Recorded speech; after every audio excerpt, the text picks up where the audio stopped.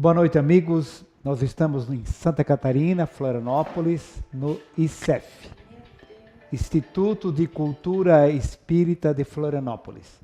A nossa reunião é ao vivo. Nós estamos em 2018, julho, dia 18. Bem, vamos então, iniciando a nossa reunião, primeiramente, fazer um contato com a equipe espiritual que nos acompanha, com nossos queridos companheiros, amigos da espiritualidade, que nos intuem e energeticamente nos envolvem durante a nossa exposição, e todos aqueles que estão nos ouvindo e nos acompanhando, agora ou mesmo depois pela internet. Que essas energias cheguem a todos e que sejamos aqui um canal de redistribuição dessas energias. Muita paz a todos, está aberta a nossa reunião. Bem, o tema de hoje seria anorexia e bulimia na visão espírita. Então, aspectos energéticos e espirituais da anorexia e bulimia. Bem, inicialmente, o termo anorexia vem do grego. É formada de dois vocábulos, a ou an, que é uma negação, né? Amoral, e assim por diante, né? E orego, que significa apetecer, atrair em termos de apetite, né? Então, anorexia é quando não tem mais vontade de comer. Então, a anorexia também é chamada de anorexia nervosa. É um distúrbio alimentar psicológico. É um distúrbio alimentar psicológico. As pessoas têm pavor de ganhar peso, mesmo quando magras. Abusam de dietas ou exercícios ou usam métodos para emagrecer que levam a grave desnutrição. Essa desnutrição, muitas vezes, não é que a pessoa vai ficar magra. Pode ser desnutrida magra ou pode ser um desnutrido gordo, certo? Então, essa desnutrição aqui pode ser por falta de cálcio, de potássio, de magnésio, de zinco, de fosfatos, né? Que ela começa a perder pela evacuação, pelos vômitos, e isso não tem como equilibrar, é extremamente difícil. Tem, mas internando no hospital, tomando soro, etc., extremamente complicado. Porque as pessoas têm a ilusão de que vomitam e estão eliminando só a alimentação. Fatores causais. Existem fatores causais traumáticos desta vida. A pessoa tem anorexia, ou a bulimia, vamos ver depois, né? Por problemas na gestação, problemas familiares ou problemas ambientais. Pode ter anorexia por mediunidade em desequilíbrio, ou por influência espiritual, ou por traumas de vidas passadas. E mais de uma dessas causas juntas, que é muito comum. Então, traumas na gestação, familiar, ambiental, mediunidade em desequilíbrio, obsessão, que é influência de espíritos, né? Desequilibrados, ou traumas que passou em vidas anteriores.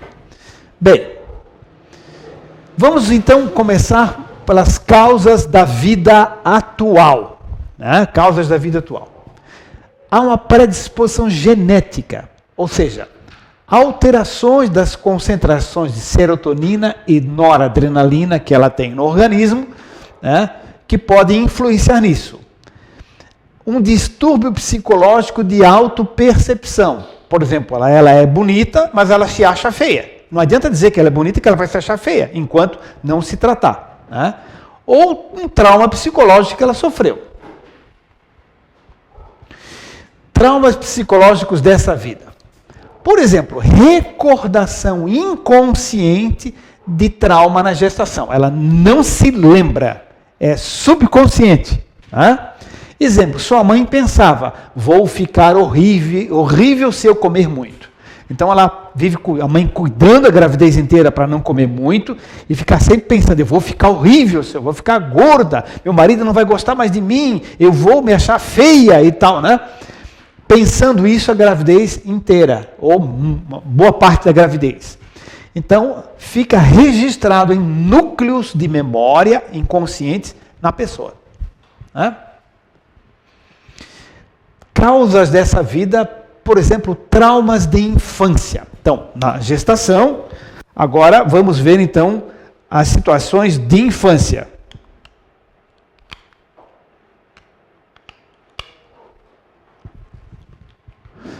Olha, um peru de Natal que recebia comida por um canudo à força e depois foi morto.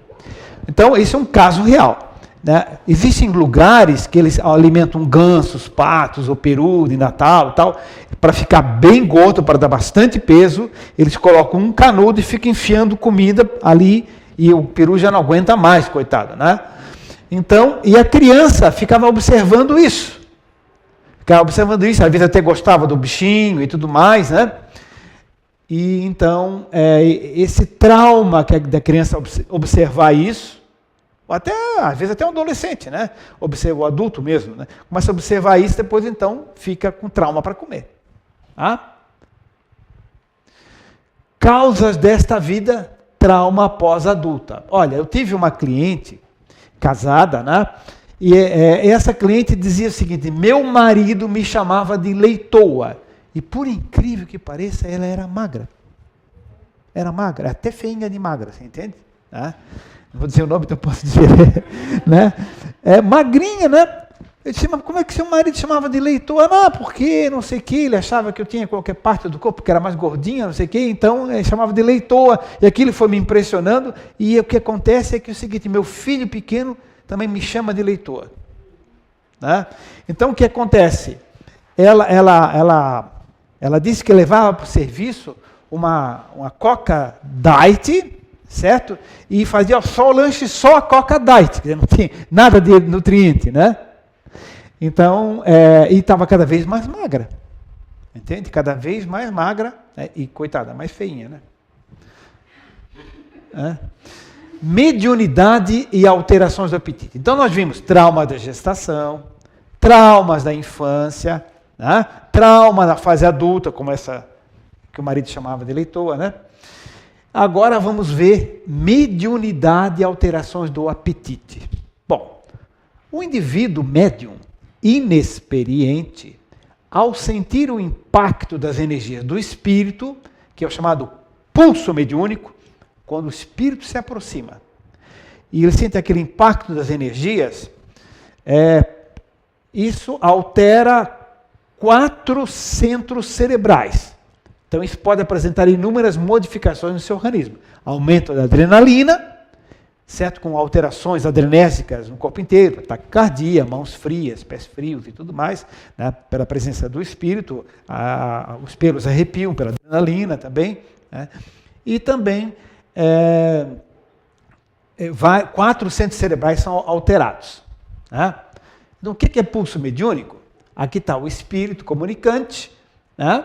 Então, a onda mental dele vem, o médium capta essa onda mental e esse impacto é o pulso mediúnico. Isso é pulso mediúnico. O pulso mediúnico altera 4 centros cerebrais. Centro da fome, centro da sexualidade, centro cerebral da agressividade e do sono. E no caso, nós vamos estudar um pouquinho aqui, é o da fome. Tá? Né? Centro da fome. Então, quando o pulso mediúnico altera 4 centros cerebrais, num médium não equilibrado, não desenvolvido, não educado, não experiente, porque quando ele está experiente não acontece mais isso.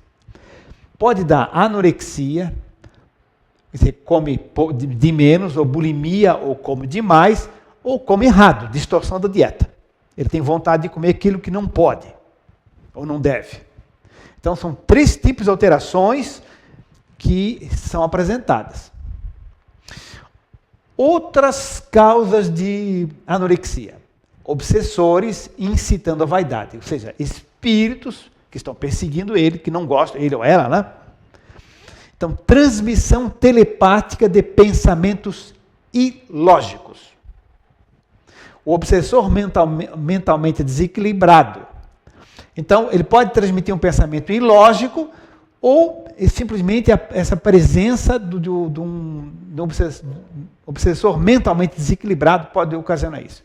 Ou simplesmente por vingança. Não, quero ver ela realmente ficar mal mesmo, sofrer, achar que é feia e assim por diante, né? Obsessores colocando artefatos fluídicos, aparelhos parasitas, no perispírito. Obsessores colocando artefatos fluídicos no perispírito. Esses aparelhos parasitas são como fossem chips. Eles instalam no perispírito, no psicossoma, no corpo astral, e eles controlam a distância, mentalmente.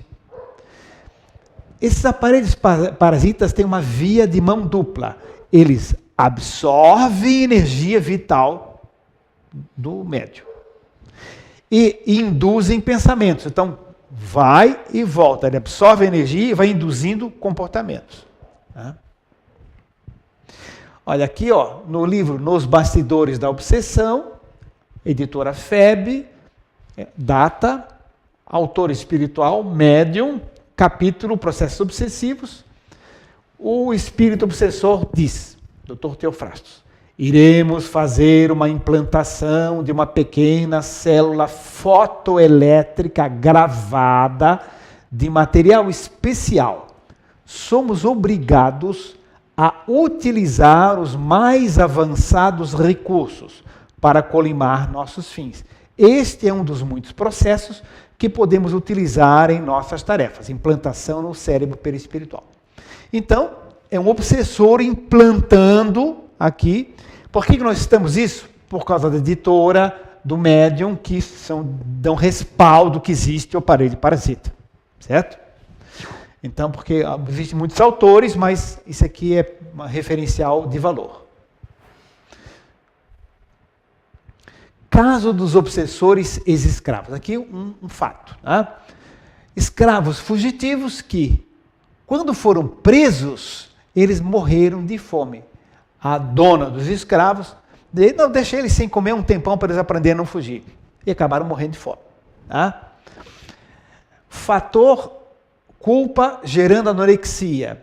A paciente, que era a dona dos escravos, captava as energias desses sofredores. Tá? Ela captava as energias dos escravos, tá?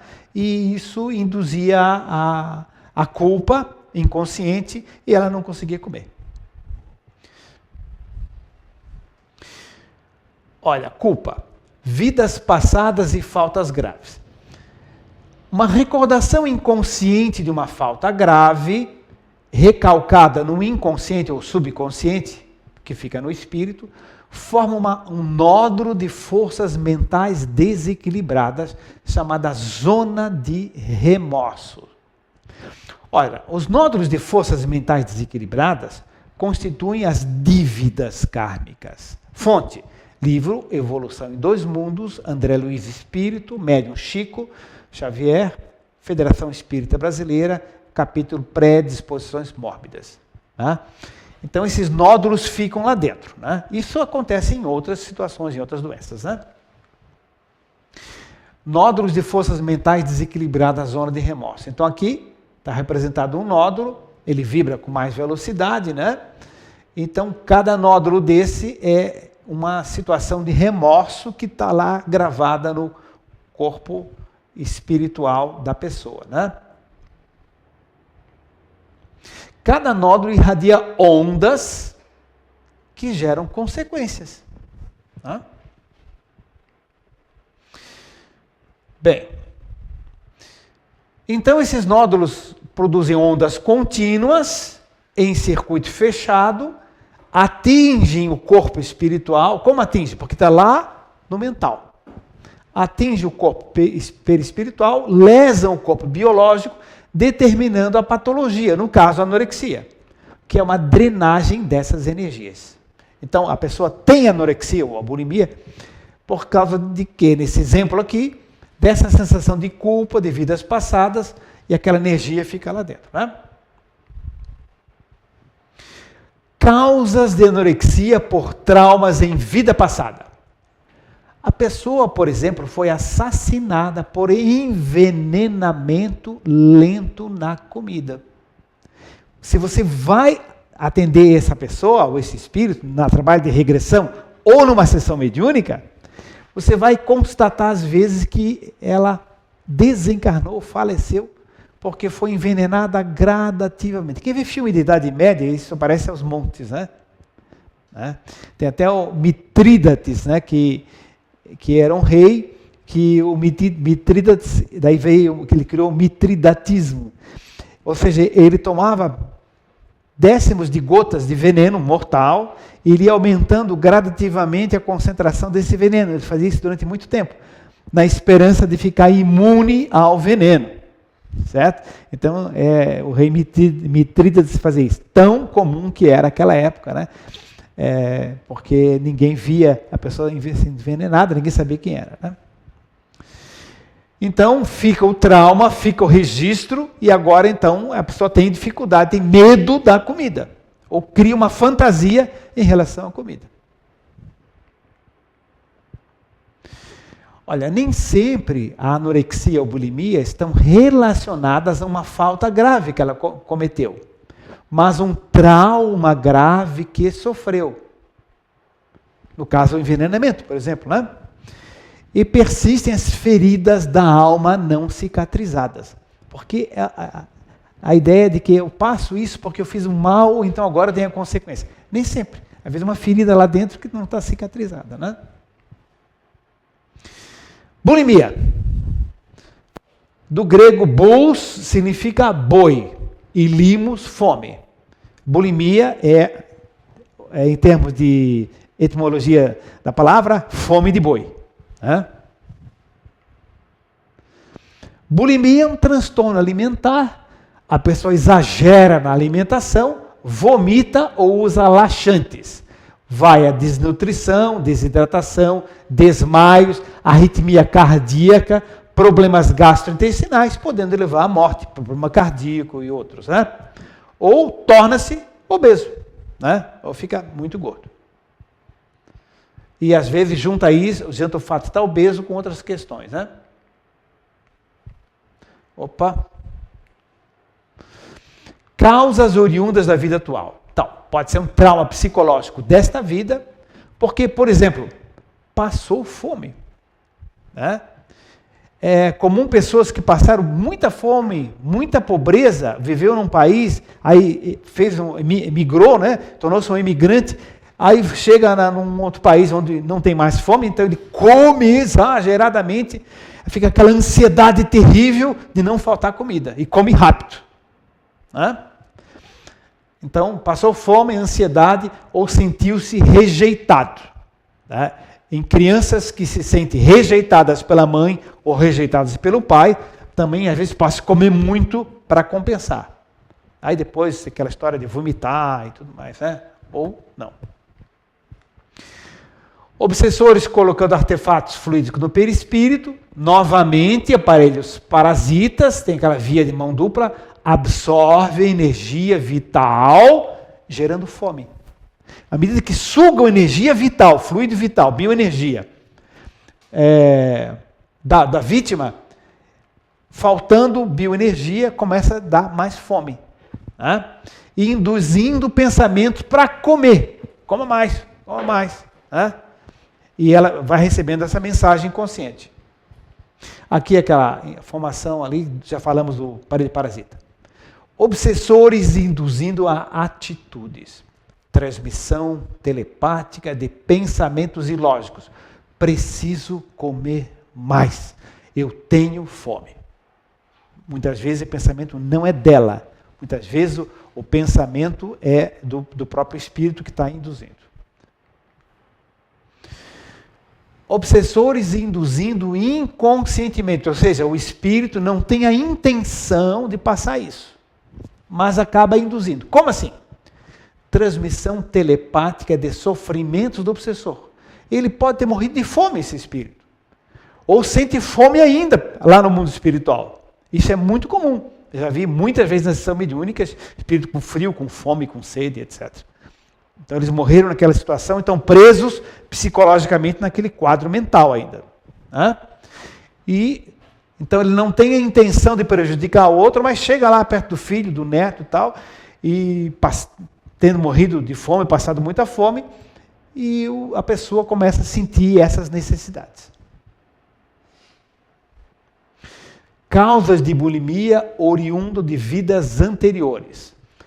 Traumas psicológicos.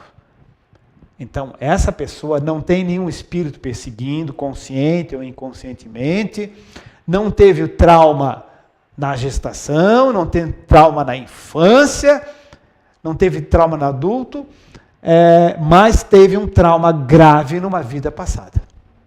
Então, ela passou por uma situação dolorosa, passou por um trauma, por exemplo, ela viveu em vida anterior uma fome atroz, morreu num campo de concentração. Milhões de pessoas morreram em campo de concentração e passaram fome.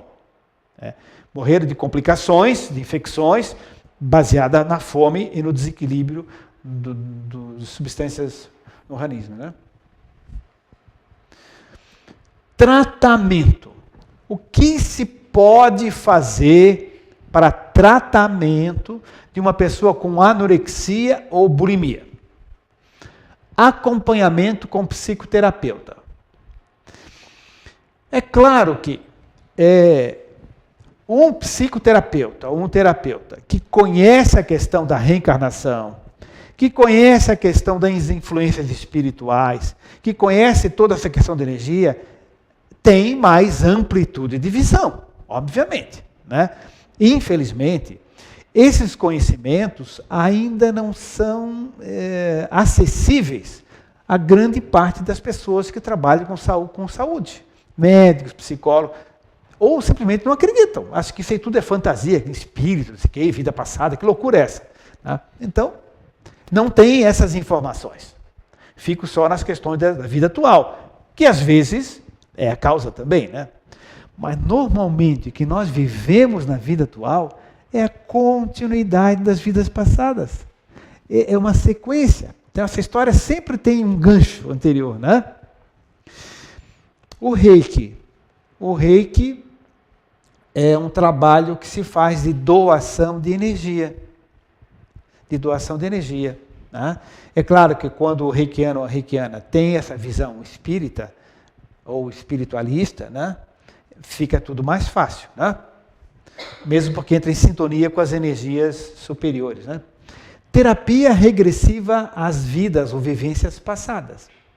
Às vezes a terapia regressiva vai buscar na gestação, vai buscar na infância ou vai buscar nas vidas anteriores. Vamos localizar a causa e aí tratar, orientar, conhecendo essas causas. Né? Então fica muito mais fácil. Bom, tratamento médico clássico, muitas vezes ele é até suficiente, às vezes, né? Ou, pelo menos, ele ajuda bastante. Né?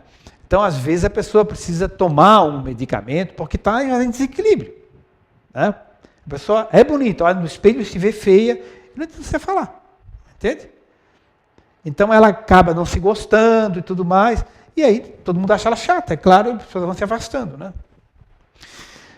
Homeopatia organicista ou unicista. O que é isso? Homeopatia organicista ou pluralista é aquela quando nós usamos vários remédios homeopáticos associados para tratar a dificuldade da pessoa. Certo? E a homeopatia unicista, vem de único, é quando você escolhe um remédio só, que é o remédio que tem a frequência vibratória que combina com as energias da pessoa. Então, como é que se localiza o remédio da homeopatia unicista? Chama-se remédio de fundo. O remédio de fundo é escolhido baseado no quê?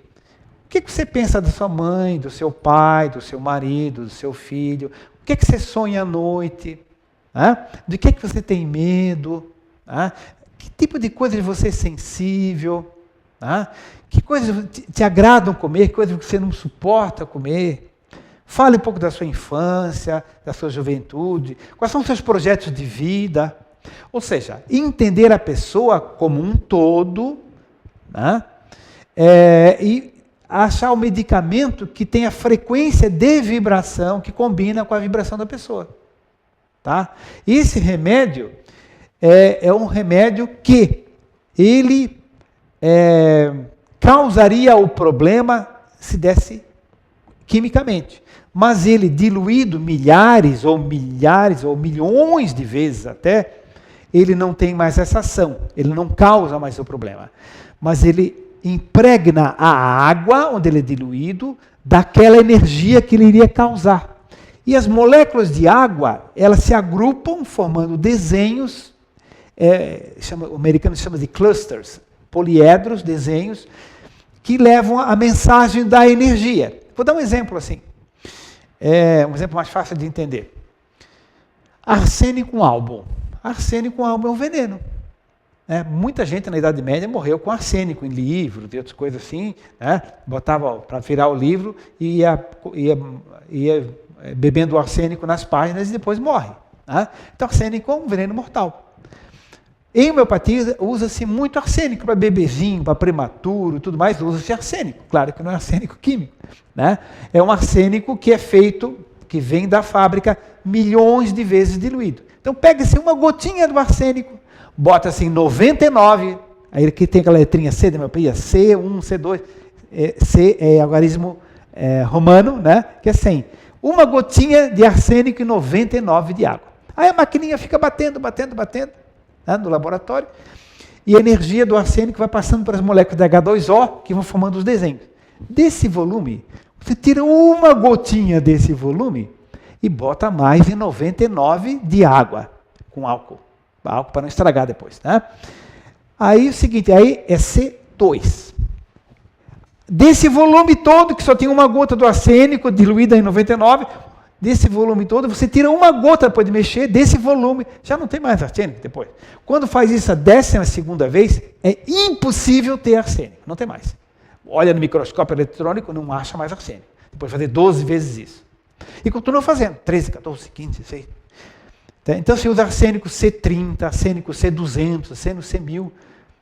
Quanto mais você vai diluindo, já não tem mais arsênico, as moléculas da água vão vibrando, porque a máquina vai batendo, e elas vão se batendo e a energia delas vai transmitindo a energia do arsênico.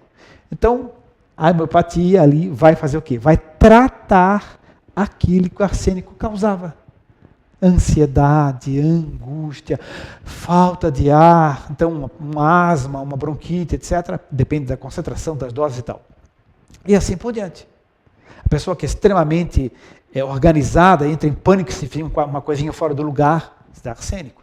Porque a pessoa intoxicada pelo arsênico tem falta de ar, angústia, ansiedade, não pode ver as coisas fora do lugar, e umas dezenas de outros sintomas. Tá? Então essa é a homeopatia unicista. E a homeopatia, tanto organicista como unicista, onde é que vão atuar? Não vão atuar no corpo. Vão atuar no campo da bioenergia, entre o corpo espiritual e o corpo físico, chamado duplo etérico ou corpo bioenergético.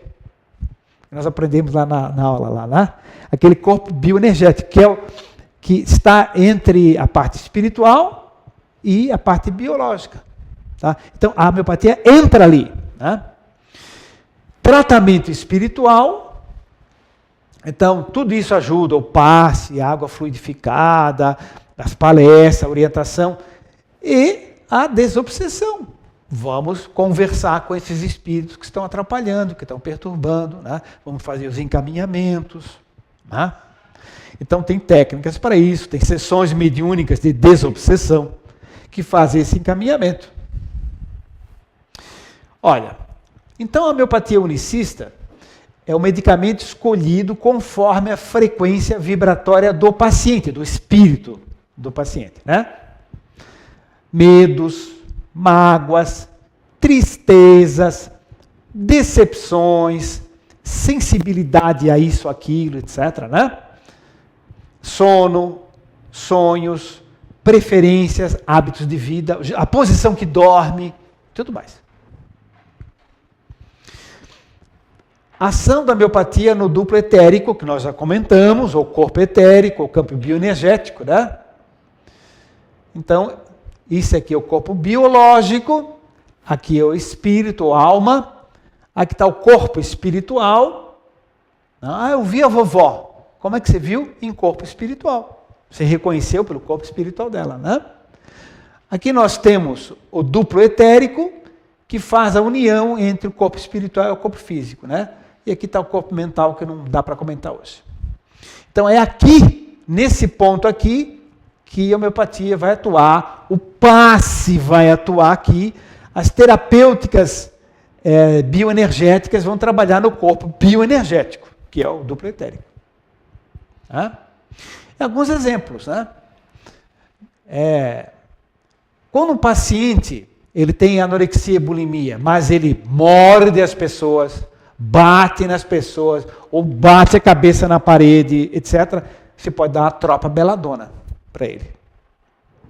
Isso não é só para anorexia e bulimia, pode ser para enxaqueca, para asma, etc. É o remédio escolhido pelo psiquismo. Quando é uma paciente assim, que tem uma timidez, de jeito nenhum fala em público, né? Friorenta, que é um horror, né? E também geralmente é muito organizado, né? Se usa silícia terra. Aí tem depois as concentrações, as diluições, as doses, né? Isso não importa aqui. Paciente que tem medo de tudo, mas é um paciente medroso, tem medo de tudo mesmo. Do escuro, do cachorro, do ladrão. A calcária carbônica é o remédio que vai resolver o problema dele. Claro, associado com outras orientações, né? Paciente que não tolera injustiça, é o zorro, né? Né? E é temperamento impulsivo, impetuoso, né? Faz, toma decisão, puxa, não devia ter feito, né? É o nux vomica. Paciente aqui ansioso, organizado, arsênico album. Aquela pessoa que tem uma mágoa, um ressentimento e aquilo fica a vida inteira martelando. Ela vive falando nas coisas do passado. Sempre conta aquela história, não sei mais o quê. Porque você me fez em 1950. A pessoa nem se lembra mais, entende? Então, é natro muriático. Natro muriático, sabe o que é? Cloreto de sódio. E o cloreto de sódio, sal, ele é usado para conservar alimentos. Era usado quando não existia geladeira, se conservava comida, carne, etc., no sal. O sal tem a ver com a conservação das coisas. Então vai se usar uma substância que conservaria. Então você quer que a pessoa não mantenha aquela conservação daquele sentimento. Então sempre nessa filosofia, né? Claro que isso aqui estou resumindo, né? A pessoa que teve uma perda muito grande, Inácia Amara, os livros de homeopatia dizem que é o remédio das viúvas. Pode ser dos viúvos, dos papais, das mamães e tudo mais, né? Aquele que fica sofrendo anos e anos e anos em luto psicológico, né? Por uma perda, né? Ou teve uma decepção grande. E essa perda não é só de pessoas. Eu era chefe da repartição, agora não sou mais, então a pessoa sofre terrivelmente depois daquilo, né? E passou a ter anorexia ou bulimia, no caso, depois daquilo. Então, o remédio seria Inácia Amara. Tá?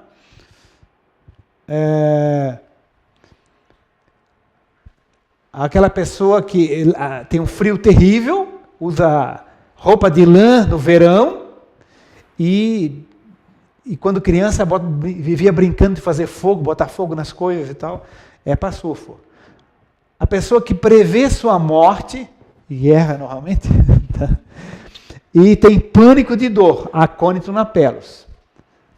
Aquela criança diz, eu vou morrer com 30 anos, eu sei que vou morrer com 30 anos. E passa 30, 40 e não morre, coisa nenhuma, né? A pessoa que tem uma indignação enorme, né? Se indigna com muita facilidade, estafiságra. A pessoa que tem um autoritarismo exacerbado e não tolera ser contrariado, Lycopodium clavatum, é claro que se junta com outros sintomas. Lycopodium costuma sonhar com árvores, Lycopodium gosta muito de doce, e assim por diante. Né? A pessoa ciumenta, fala pelos cotovelos, loquaz, e tem uma sensualidade muito grande. Lachesis trigonocéfalos, isso aqui é uma cobra. É trigonocéfala, cabeça de triângulo, né? Então o pessoal pensa que homeopatia é só planta. Arsênico não é nada de planta. Lachesis não tem nada de planta. Tem plantas também, mas tem minerais, tem vegetais, tem animais. Né? Pulsatilla nigricans, pessoa que tem uma sensação de abandono fortíssima. A pessoa que tem uma compassividade, sofre pelos outros, extremamente afetuosa, fósforos. A pessoa que tem a ilusão entre aspas, porque o livro de homeopatia fala em ilusão. Tá? Esse é o clássico, o técnico. Na realidade, ela pode estar sendo perseguida mesmo por espíritos, né?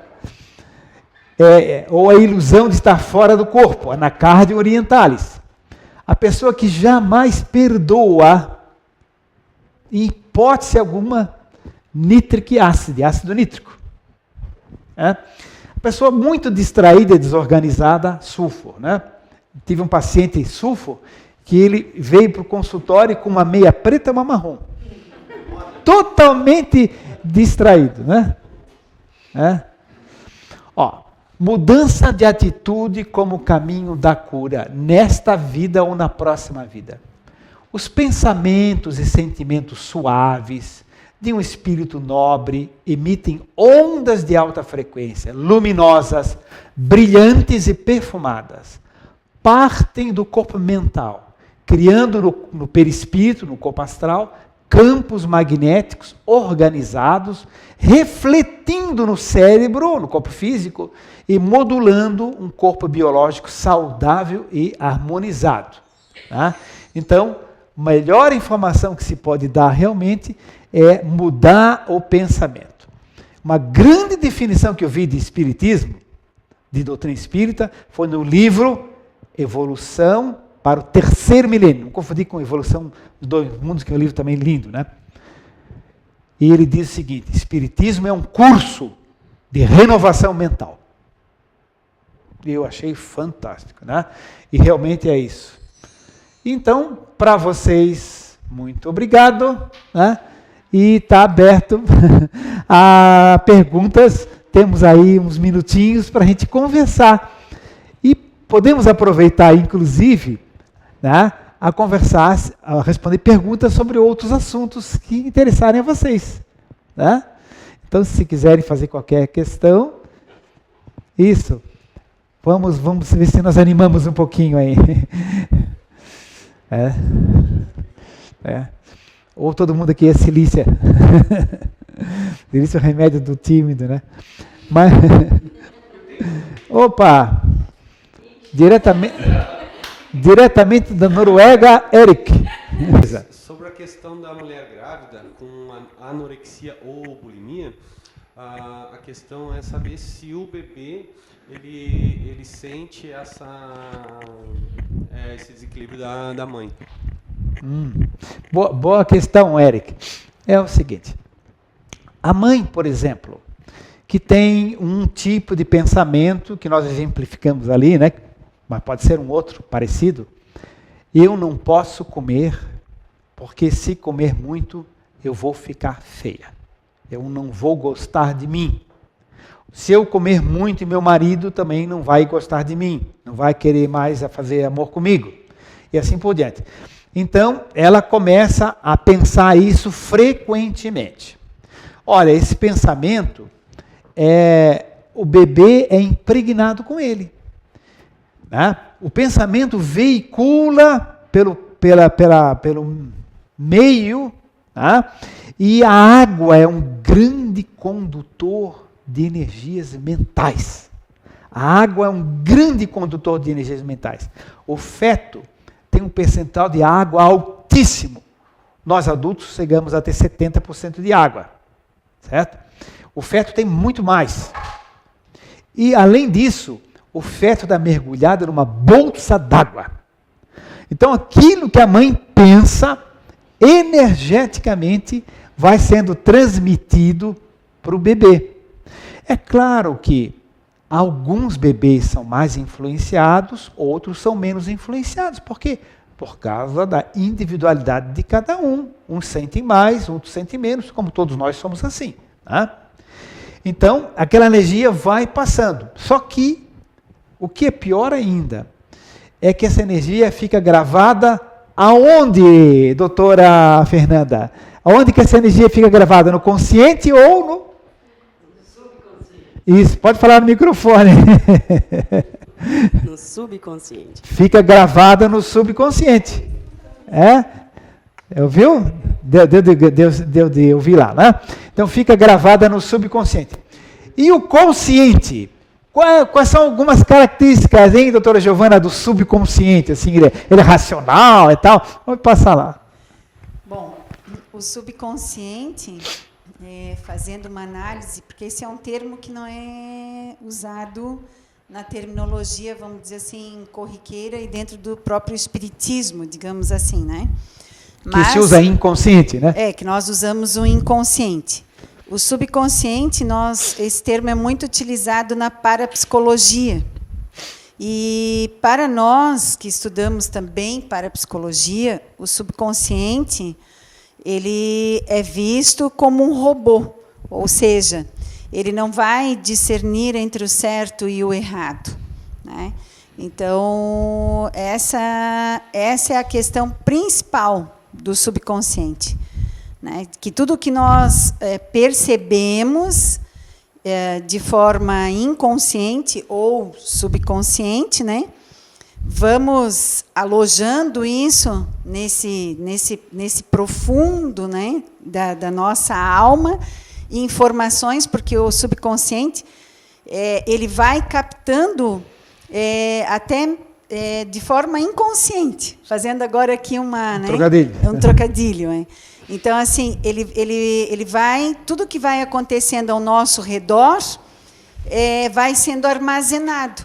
Agora, como ele vai reagir a esse armazenamento, a essas informações, é que nós, no decorrer do nosso dia a dia, é que vamos externar. Né? Exato. Inclusive, numa conversa com um parapsicólogo, o Dr. Paulo Hentz, ele colocava o seguinte, que aquilo que o subconsciente recebe, como ele não é racional, ele recebe como verdade. Aquele arquivo, né, como você colocou, que é automático e tudo mais, aquele arquivo, ele passa a representar, entre aspas, uma verdade. Então, aquele bebê, aí vem a pergunta do Eric, né, aquele bebê que recebe aquele pensamento da mãe, eu não posso comer porque eu vou ficar feia, eu não vou me gostar, etc. Essa energia vai impregnando ele e aquela energia fica armazenada em núcleos de memória que tem vibrações que estão lá dentro e que são fortes, né, e que precisam ser tratados, diluídos, etc. Né? E aquilo representa uma verdade para ele. Tá? Então, resumidamente é isso. Deu para entender, Eric? Ótimo, que bom. Doutora Fernanda, pode perguntar, você é uma colega psiquiatra. Sim, eu fiquei muito interessada de saber melhor sobre as zonas de remorso. Como é que elas se dão? Se é uma somatória de vidas, de todas as vidas que eu tive, eu vou juntando esses distúrbios psicológicos e vai nesses núcleos de remorso. Queria explicação melhor como que funciona, porque parece que todas as doenças advêm disso, né? Olha, o seguinte, se não todas, mas pelo menos uma grande parte, sim, das doenças mais significativas, sim. Então, pode ser numa sequência de vidas ou numa vida só. Por exemplo, se numa vida só a pessoa cometeu crimes, ou um crime bárbaro, certo? Aquilo foi muito violento.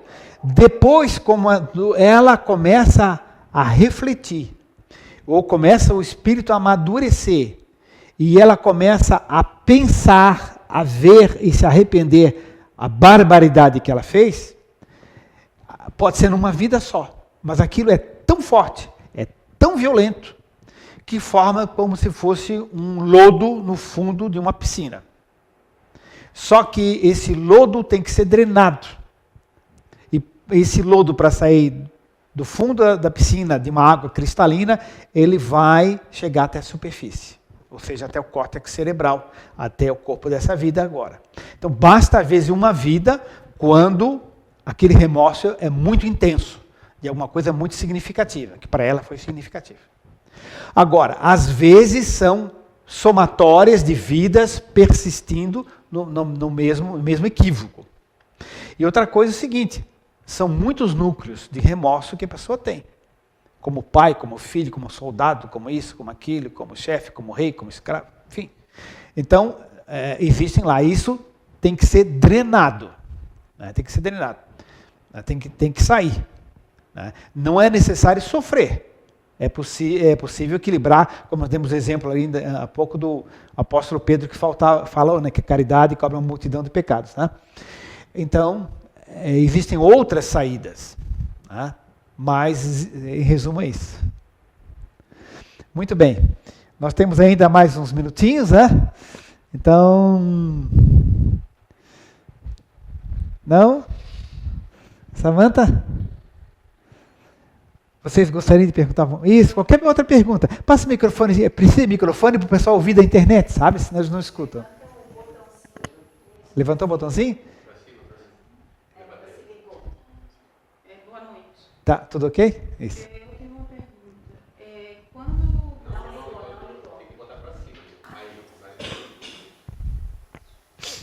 Boa noite.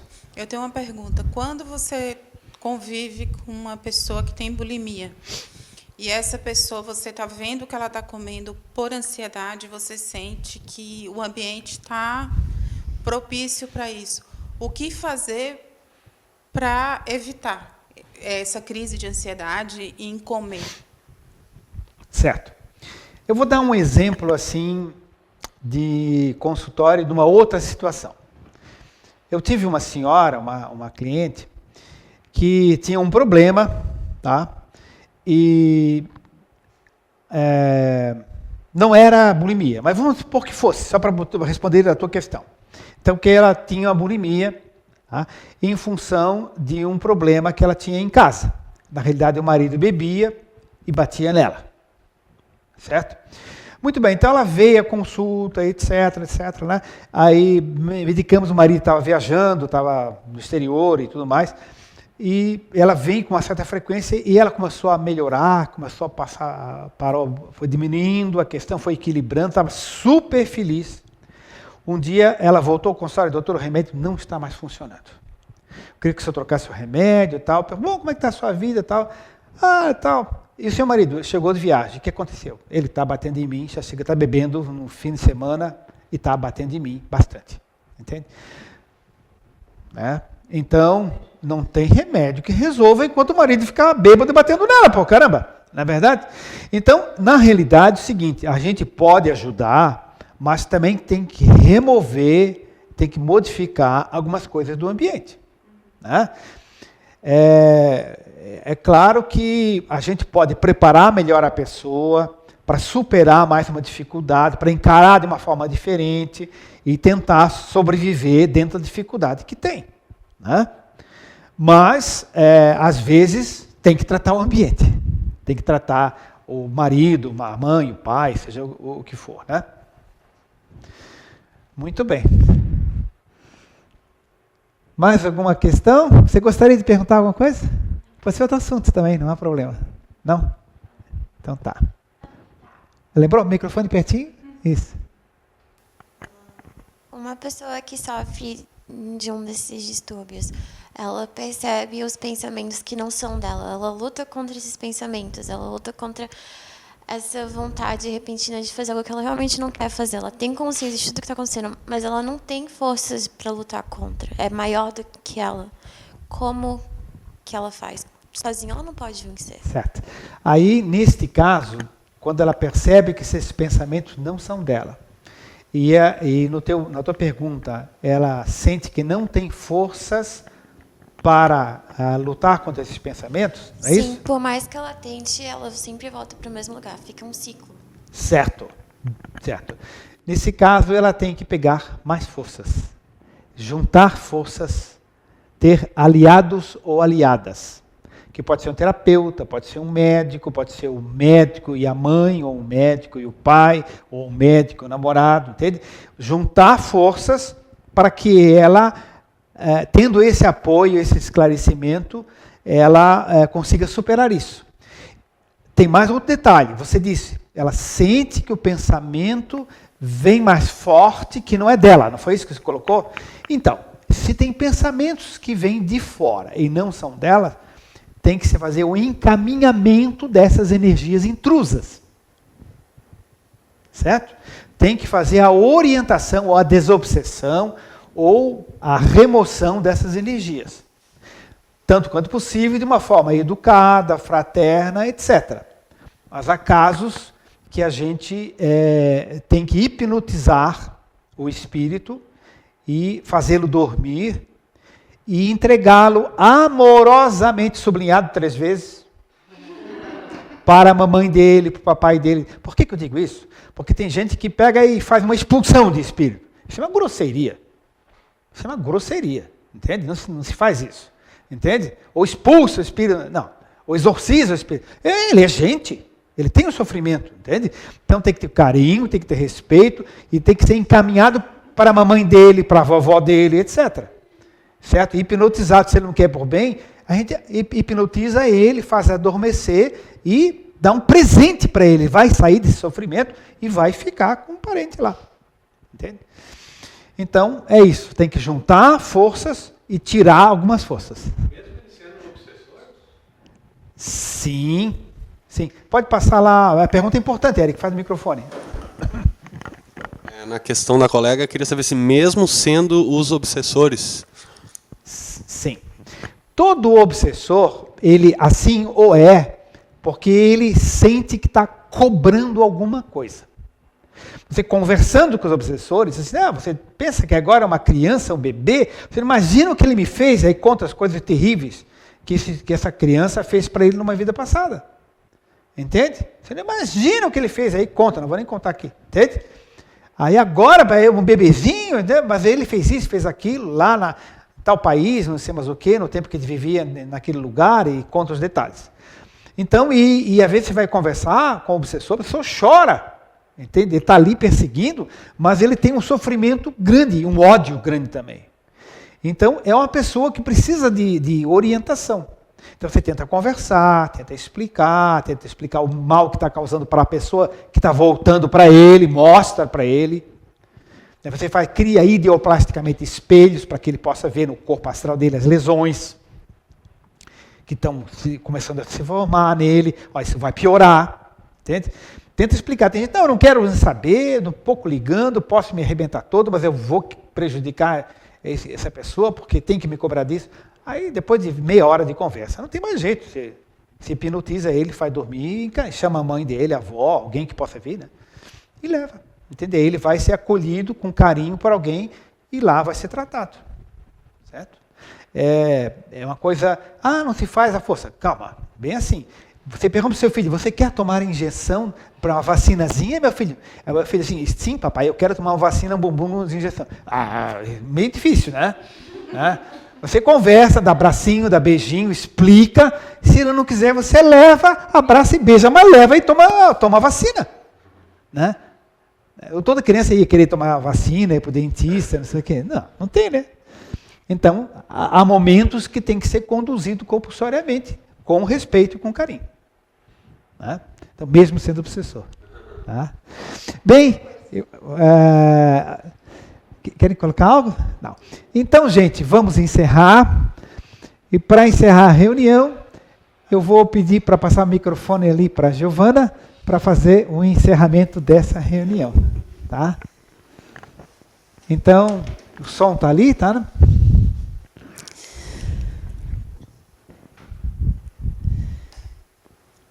Bem, nesse momento, agradecemos à espiritualidade amiga por ter contribuído com esse banho de luz que recebemos a todo momento em que nos reunimos entre amigos, neste intercâmbio de amorosidade, em que compartilhamos pensamentos, sentimentos e emoções nobres, em busca de um destino que é fatal, que nós todos somos espíritos, estamos num processo evolutivo infinito e que não devemos nos demorar em descobrir que o espírito, ele não cessa, ele é infinito, o universo é infinito. Nós somos a obra divina. Dentro de nós está a centelha divina. E por isso que a eternidade, ela é infinita. E nós fazemos parte dessa caminhada, dessa descoberta. Tudo que adquirimos nesta noite de conhecimento, que possamos levar esse conhecimento não somente para nós, mas para todos aqueles que pudermos compartilhar destes ensinamentos, pois há muitos que necessitam, que almejam, que desejam amplificar os seus conhecimentos e muitos clamam por isso. E assim, gratos estamos por esta oportunidade, mais uma vez, de aqui estarmos e de retornarmos e que tenhamos todos nós uma ótima semana. Obrigada a todos.